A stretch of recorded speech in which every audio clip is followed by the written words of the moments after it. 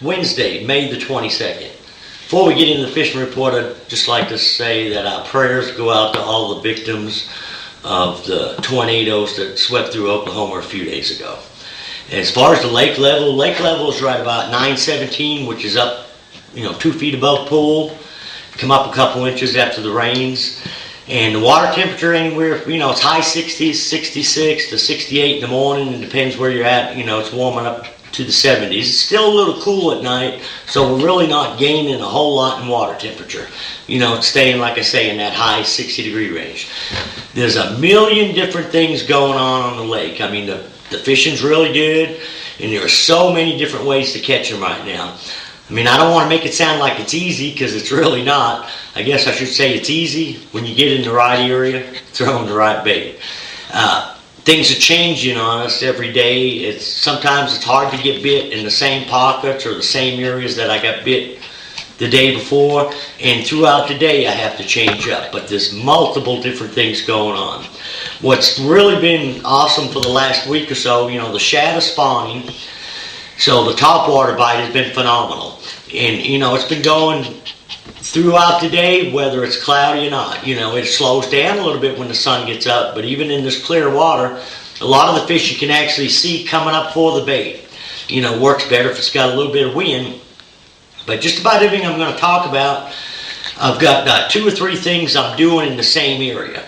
Like a lot of the topwater fish, instead of being out on deeper bluff ends, most of the ones I'm consistently catching seem to be in gravel pockets and points. Areas where the fish have been spawning.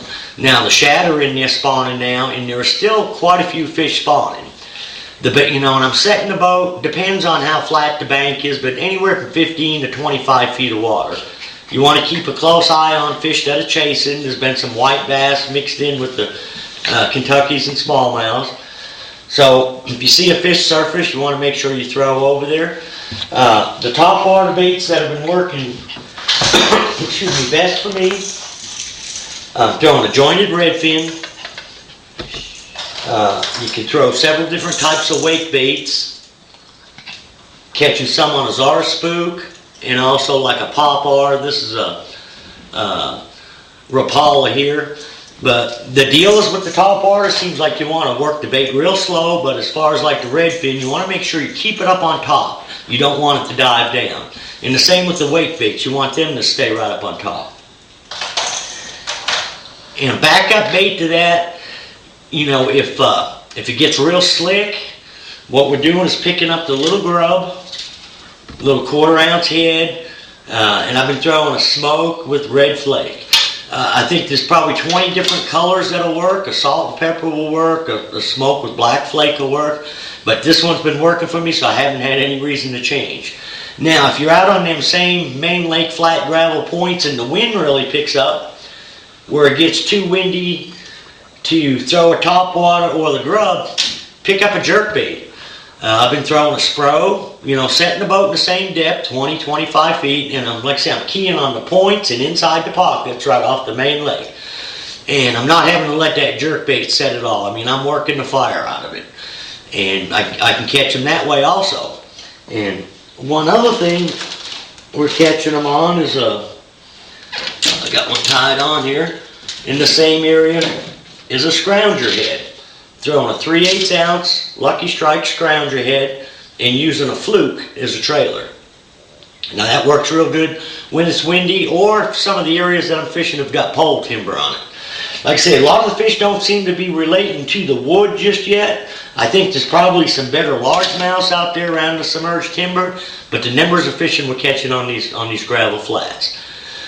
Today I had a little bit of time in between trips, so I picked up a creature bait and a jig and started flipping bushes. In an hour's time I had 8 fish, 2 keepers, and that's something I haven't been doing a whole lot of, because we're guiding, a lot of times we're fishing offshore. But there's a bunch of fish in the bushes. Got about, depends where you're at, 2 to 4 feet of water. And I'm looking for the same type of pockets that we're throwing the topwaters in. And by the bushes, I mean that oak scrub brush, or we call it buckbrush. If you find a pocket that's got 1 fish in it, it'll have several fish. And the water's pretty clear. Where I was fishing this today, I could actually see the the base of the bush that I was flipping to. But you'd flip in there and either your line would take off, or when your bait got down to the heart of the bush, you'd see a flash of a fish roll on the bait. And what I was throwing was a 420 Reaction Renovation Sweet Beaver, Texas rigged. What I like to do is peg the weight. So, I mean, that was working real good, so I picked up a jig. And I was catching them on a pig sticker, 3/8 ounce Snowden jig with a Zoom speed craw. I think another bait, it's a hog wart. It's made by Zoom. It's just about the same thing as a brush hog with the tentacles cut off. I think any type of creature bait or jig, as long as, you know, brown and green will work. And this should also work where the water's stained. Like I said, the water I was doing it in today, I could see bottom. But it should even work better if you get into some stained water, like up in the James and up in the Kings. You know, a person might go to a black and blue jig or a black and blue creature bait. Now, another bait that'll work good is a biffle bug. You know, rigged Texas style or put on a jig. Now, I'll back up to that same deal. We've been able to catch some fish on a Senko around the bushes. And how I've been rigging a Senko is I've just been taking a 3 or a 4-aught hook, Texas rigging it, and I'll do the same thing with a fluke.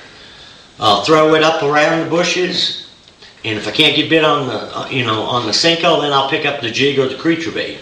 And like I say, you can also do the same thing with a fluke in the same areas.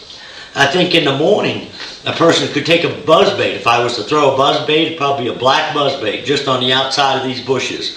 Or a spook or a redfin, you know, up there dead shallow. Like I say, a lot of the fish I'm catching in the bushes seem to be all largemouths.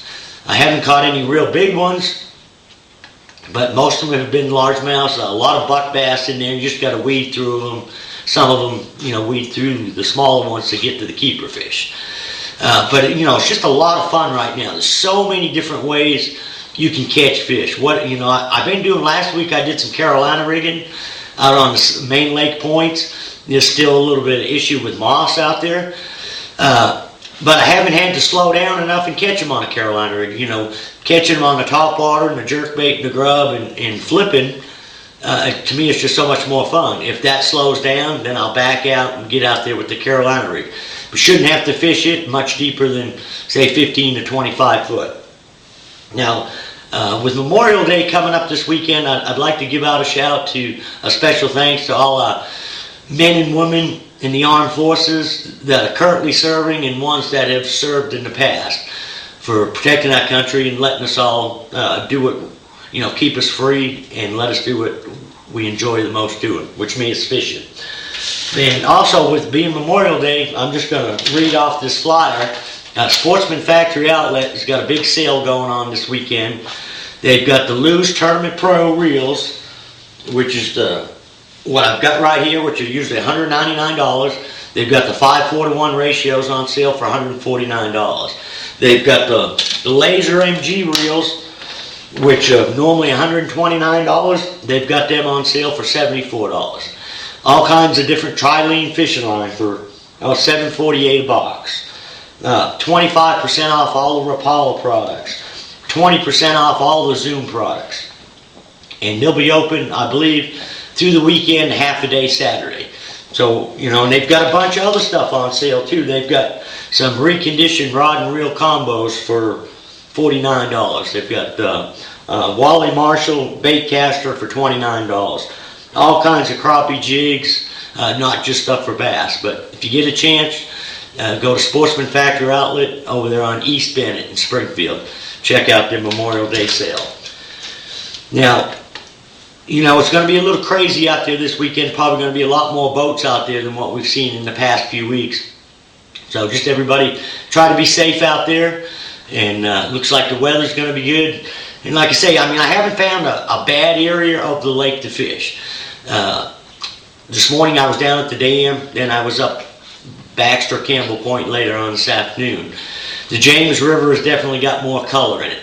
So if a person wants to flip or throw a buzzbait, that'd be a good place to try. The Indians back in behind Baxter have got real good color. I think when the wind picks up, a person could probably even catch them on a spinnerbait. So I think you can almost take whatever your favorite technique is and go out there and catch them on it. So till next week, good luck, good fishing.